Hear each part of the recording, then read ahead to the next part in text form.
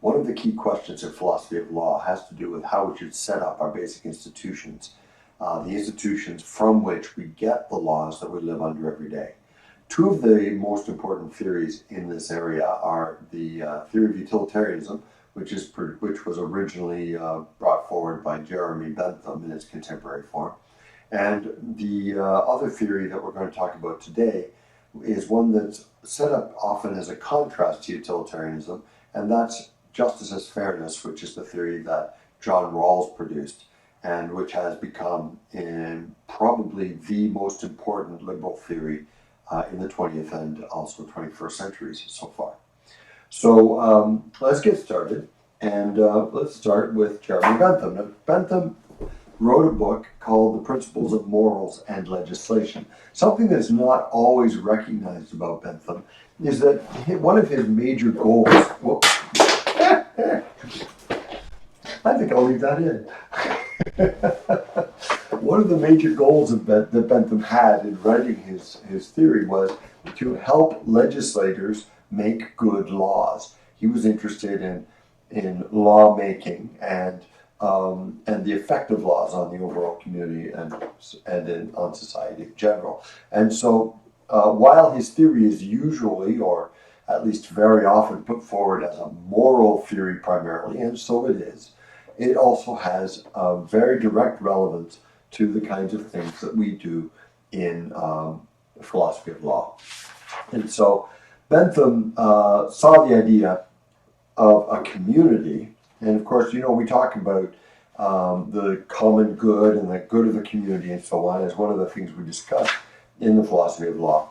And he starts out this book by discussing the nature of a community. And one of the things he says is that a community is basically a kind of a fiction. A community is really just a way for us to conceive of a group of people who've come together to live under a common set of laws or institutions. But the idea that a community is a thing of its own is really just a fictional idea. And because of that, we need to think of the composition of a community as basically being all of the individuals that make up that community taken together. And if you want to talk about something like the common good, which of course has been a theme throughout this semester, well, you need to think about the aggregate of the interests of each individual and all the individuals taken together in this community. So what you do is you take the interests of this individual and the interests of that individual and the interests of this other person, and you bring them together and you combine them, and that creates the interests of the community. Well, the problem is, how do you do that? Because if you're thinking about the community interests as merely the aggregate of all the various individual interests, well, that's going to create problems because you're not going to be able to always balance these things out together. So what we have to do is come up with a way to balance out the interests of different individuals. And Bentham does this in terms of pleasure and pain. And later versions of his theory are going to talk about it in terms of happiness or unhappiness. And in terms of pleasure and pain, or happiness or unhappiness, basically what he says is that the goal of any policy, any law, or any, for that matter, individual action by an individual human being, should always be to promote the greatest overall quantity of pleasure or of happiness, and minimize the greater overall quantity of pain or of unhappiness. He calls this utility. The more happiness you have in any given community, the greater the utility you've achieved. And the idea is you want to have the greatest possible utility showing up in your institutions, your policies, your laws. Hence the name of his theory, utilitarianism. Utilitarianism is one of a class of theories we call consequentialist. Basically, the idea is that you set up the end goal that you have, and then you try to achieve that goal. So if you want to maximize happiness, what you need to do is anything it takes to increase the amount of happiness in your community. And in order to do that, you'll do various things. That's the goal. So in this case, the end really does justify the means. In a sense, that's the actual definition of a consequentialist theory. It's a theory that has a goal, and everything tends towards that goal. So when we think about this kind of theory, what we do is we want to come up with specific laws that are going to produce those kinds of results. In general, philosophers of law and other people, other legal theorists who think about utilitarianism are going to talk about it in terms of what we would call ideal rule utilitarianism, which is the idea that you need to come up with a set of rules or a set of policies that are going to produce the greatest overall happiness if everyone follows those rules appropriately. And so what you do is you create laws that are going to produce the greatest overall happiness. You create institutions which, if they function correctly, will produce greater happiness than any other potential set of institutions, and so on. And that's how you set up your society. The thing about this is that there are a lot of problems that arise when you start to think about it, and there are a lot of criticisms of utilitarianism that always arise whenever you start talking about it. And some of the criticisms are easier to put out when you're using a different form than ideal rule utilitarianism, but even so, these criticisms still exist. For example, there's the very straightforward and simple question of whether you can actually think about or should actually think about happiness or pleasure as something that you can have a quantity of. Isn't happiness something that's mostly qualitative and not something that you can count or measure?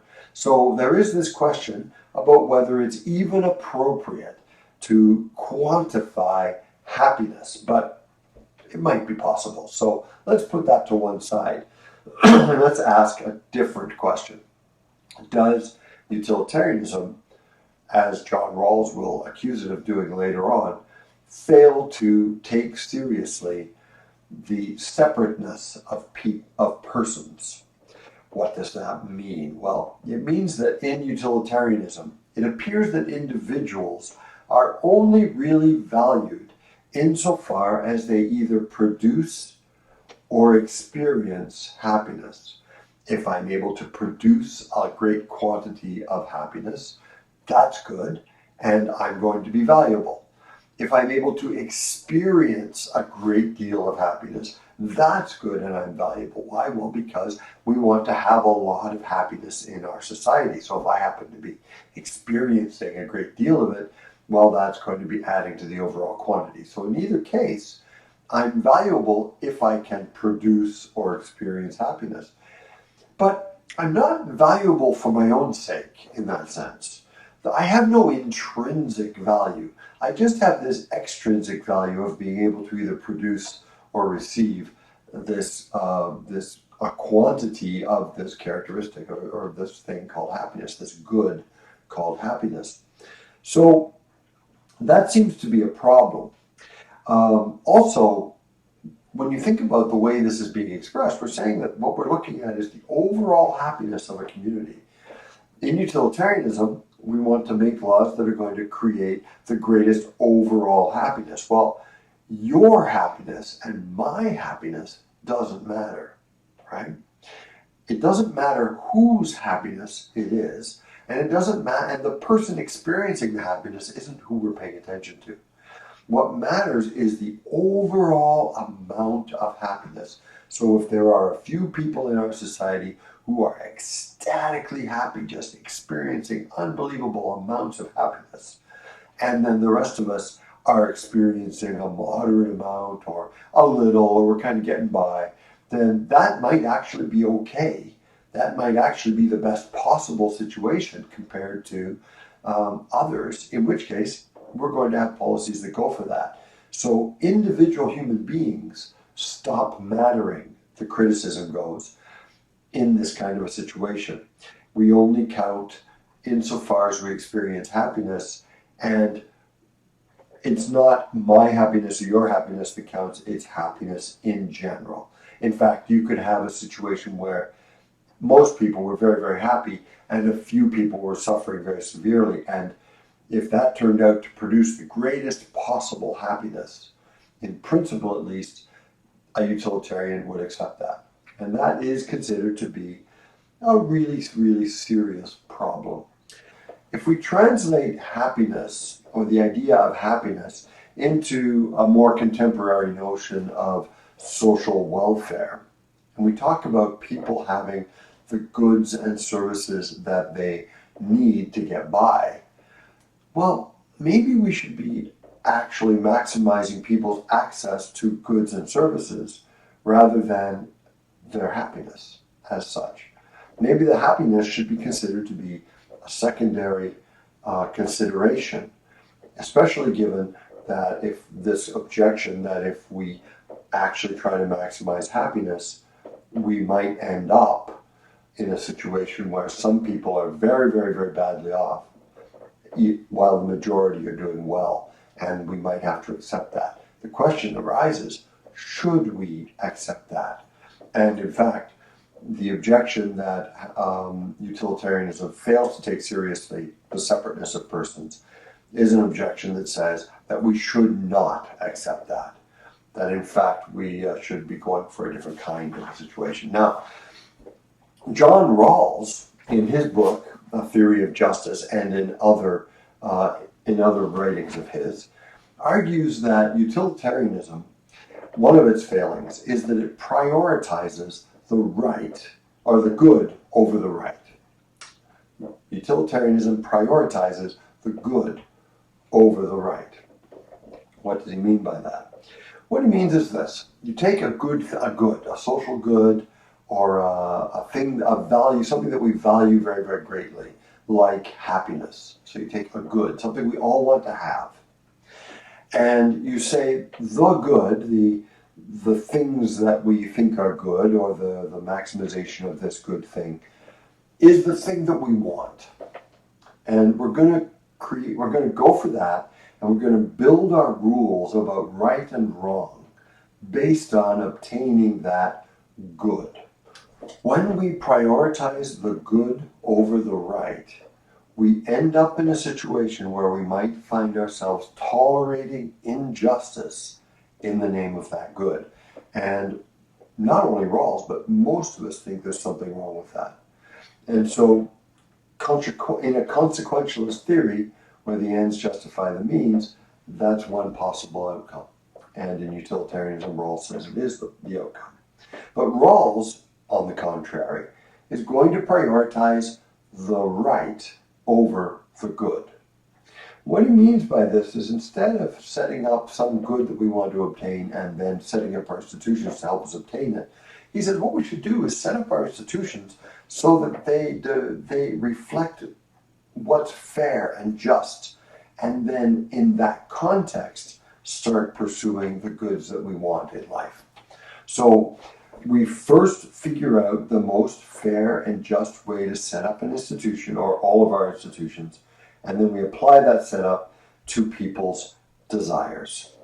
Let me read something from Rawls here, page 24 of his book. He says this. Here's his criticism of utilitarianism. In utilitarianism, the satisfaction of any desire has some value in itself, and this must be taken into account in deciding what's right. Skipping down a bit. Thus, if men take certain pleasure in discriminating against one another, in subjecting others to a lesser liberty as a means of enhancing their self-respect, then the satisfaction of these desires must be weighed in our deliberations according to their intensity or whatever, along with other desires. In other words, he's saying, in utilitarianism, if it turned out that some people, and a significant group of people, got their self-worth from putting other people down. You could think, for example, of the Jim Crow era, where in order to promote the interests of the white population, the black population was kept down and oppressed. Well, in that kind of a situation, we have to take into account the desires of the white population to maintain the Jim Crow laws in order to have a just society according to utilitarianism. That's Rawls's argument in a nutshell, using an example. Whereas what he suggests is this: in Justice as Fairness, on the other hand, persons accept in advance a principle of equal liberty, and they do this without a knowledge of their more particular ends. An individual, we'll get back to that in a second, an individual who finds that he enjoys seeing others in positions of lesser liberty understands that he has no claim whatever to this enjoyment. The pleasure he takes in others' deprivations is wrong in itself. And this is because the principles of justice have been established ahead of time. And one of those principles, as we'll see, is going to be the equal liberty principle. And so if I take pleasure in reducing some people's liberty in order to enhance my own, well, in Rawls's theory, where he prioritizes the right over the good, so the right in this case is the principle of equal liberty, and the good is my desire to, or the pleasure I get from seeing some people who are lower or lesser than me. Well, if that's my situation, I don't get to enjoy that pleasure because it violates that principle of justice that we have already accepted in our society. So that's the kind of thing that Rawls is talking about. Now, how do we determine what these principles of justice should be? Very, very important. Rawls actually is going to draw his theory from an inspiration based on the social contract tradition that we've already seen. But it's important to recognize that John Rawls is not a social contract theorist like Hobbes, Locke, and Rousseau. He uses their method, but he isn't doing the same kind of thing exactly that they're doing. Okay? So what does he suggest? Well, he suggests that we all start in something he calls the original position. Now, the original position is analogous to the state of nature. It's similar in terms of the way we talk about it, but it is not the same as the state of nature. In the original position, Rawls asks you to imagine, remember that the original position is a thought experiment. And in this thought experiment, he asks you to imagine that you are behind what he calls a veil of ignorance. Now, a veil of ignorance basically means that you don't know a lot of things that you normally would know about yourself. You don't know what your position is in society. You don't know whether you are rich or poor. You don't know if you have high status or low status. You don't know what kind of job you have. You don't know what kind of racial background you have. This is another thing. You don't know who your parents are. You don't know whether you come from a privileged class or not. You don't know whether you have a home, what kind of home you have. You don't know whether you are addicted to some sort of substance. You don't know all kinds of things about yourself that you would normally know, right? You don't even know whether or not you're intelligent or talented. And you also, interestingly enough, don't even know what kinds of things make you happy.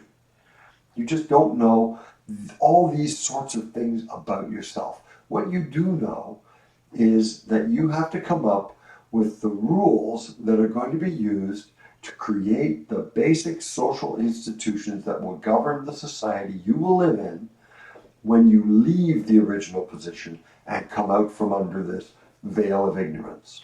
In other words, you have to imagine what it would be like to create a society not knowing where you are going to fit in that society at all. And you have to come to an agreement with all the other people in this original position on what that society should look like.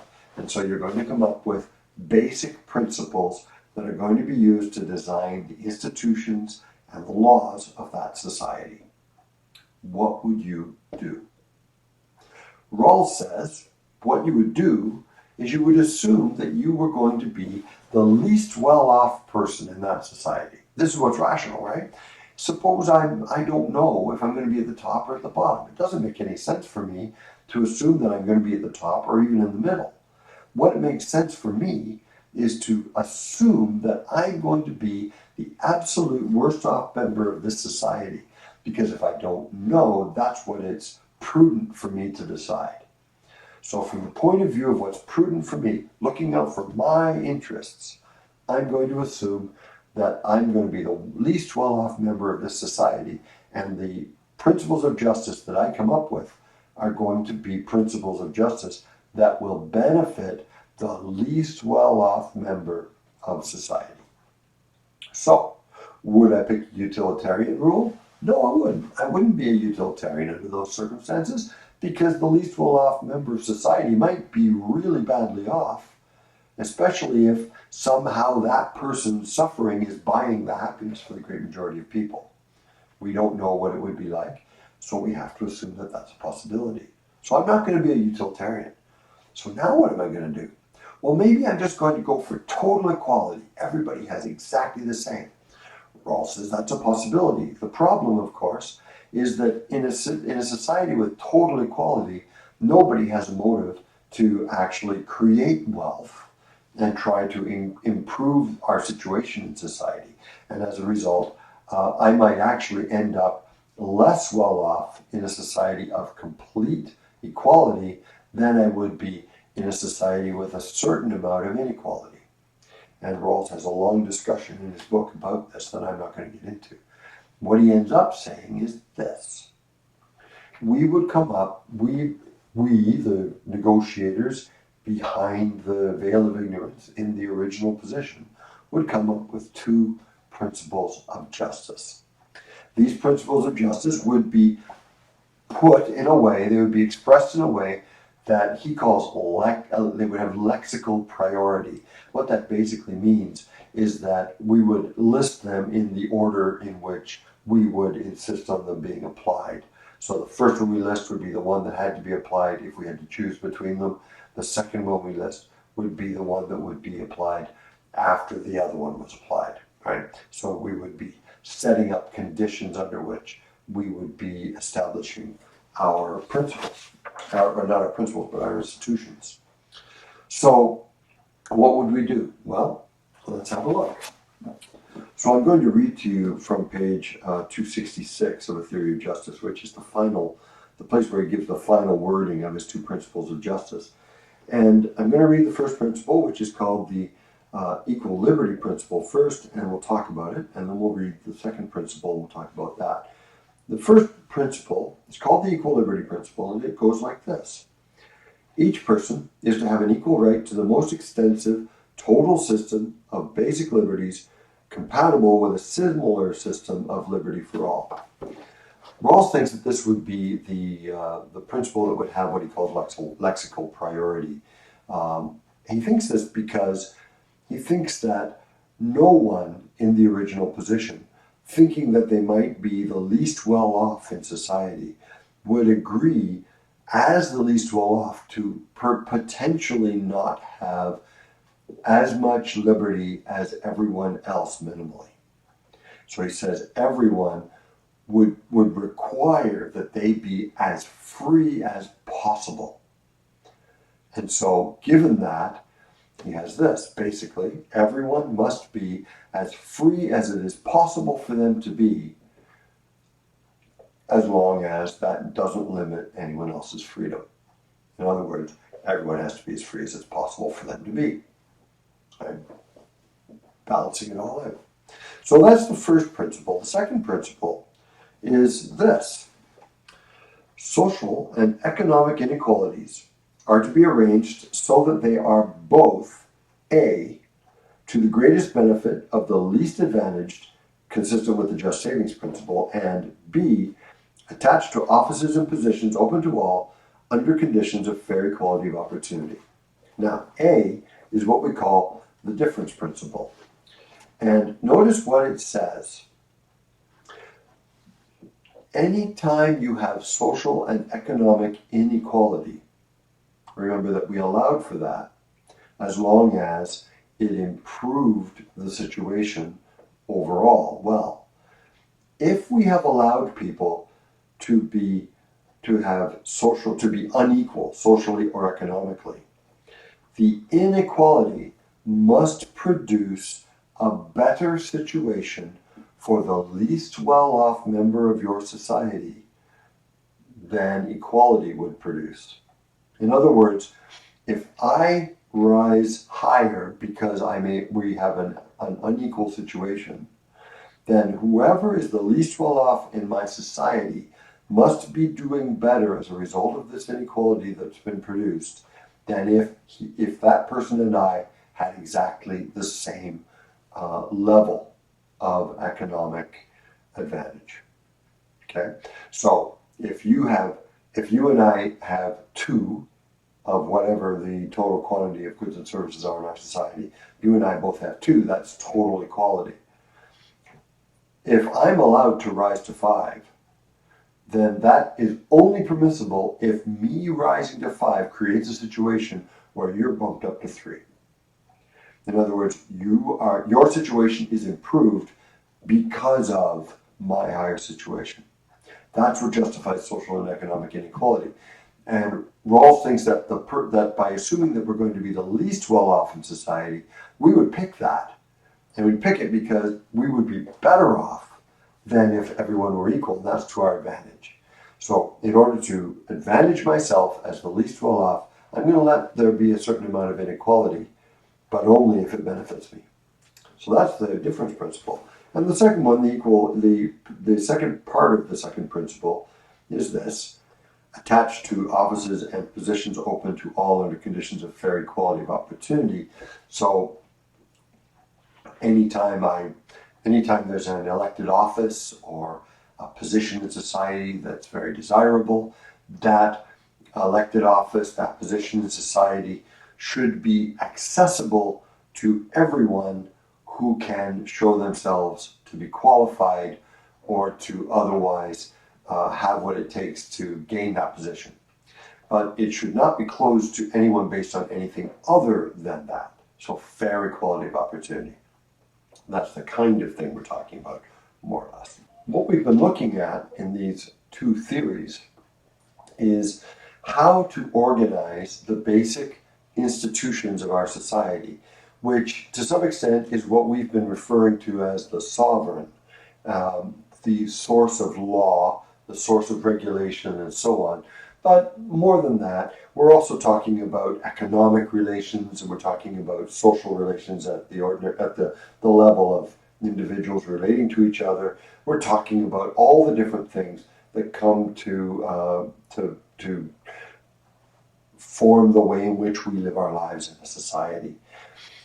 The laws that we create to govern our society can be shaped by the theory that we adopt as being our guiding theory.